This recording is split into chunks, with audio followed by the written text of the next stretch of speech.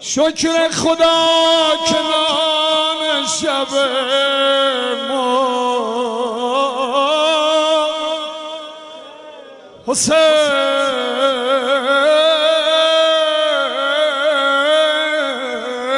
شد.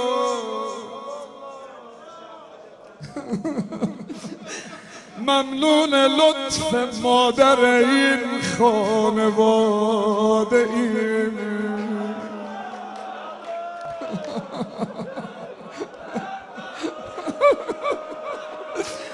شکر خدا که نان شب ما حسین شد. ممنون لطف مادر این خانواده ایم.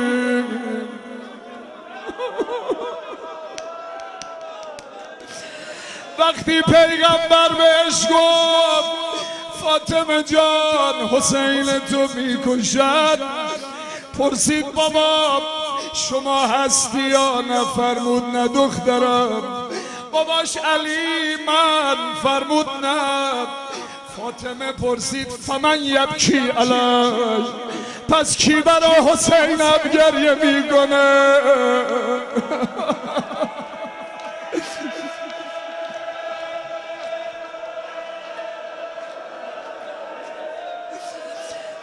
اینجا دوتا نقله. اول فرمود دخترم خدا به این حسین یه خواهر میده به نام زینب. دوم فرمود امتی میاد کنین ثکلا مثل مادر بچه مرده براش زار میزنن.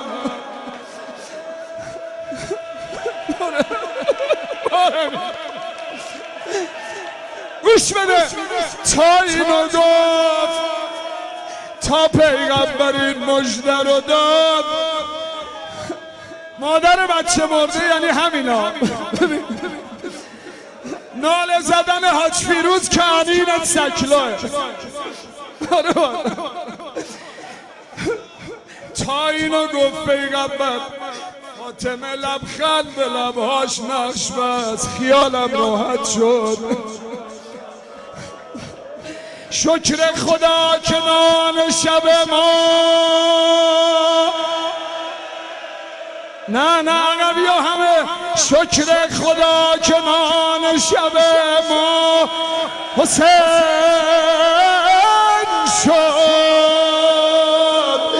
ممنون لطف مادر این خانواده ایم. داریم با حسین پیر میشویم. خوشحال از این جوانی از دست داده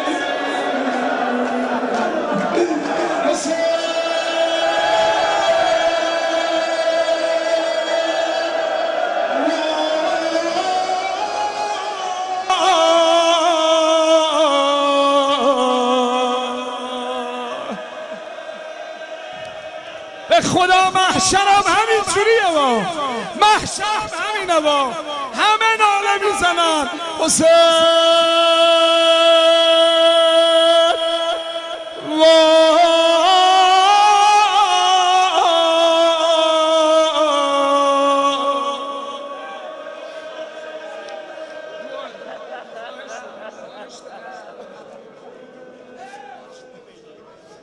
داریم با حسین پیر میشویم. خوشحال از این جوانی از دست داده ایم.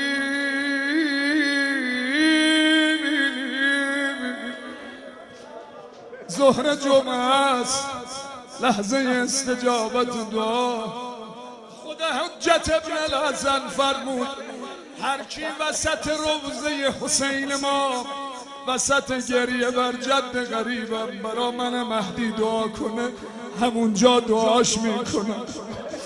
با همین اشک چشمت دل سوزانت دست خالی تو بیار بالا.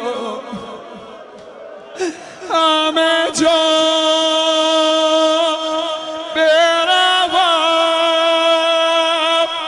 به بهانه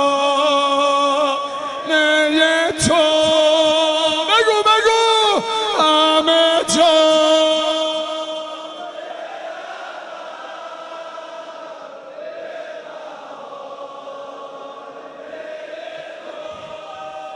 که مگر برسم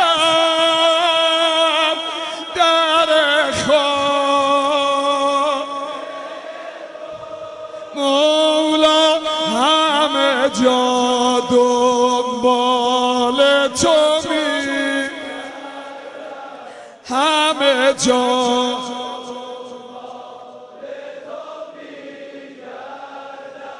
که تویی درمان همه در که تویی درمان همه بلدی دم یا ابا صالح مددی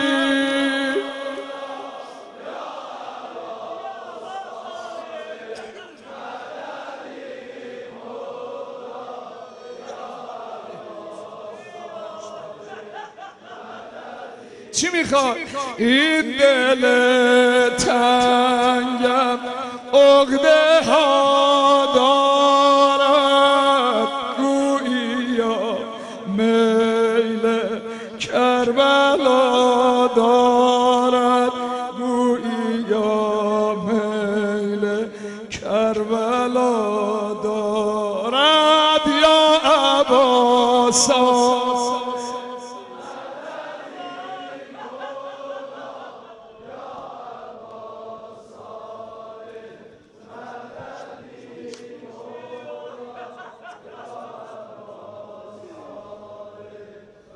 به ناله های حجت ابن الحسن در روضه ام جانش زینب الهی العام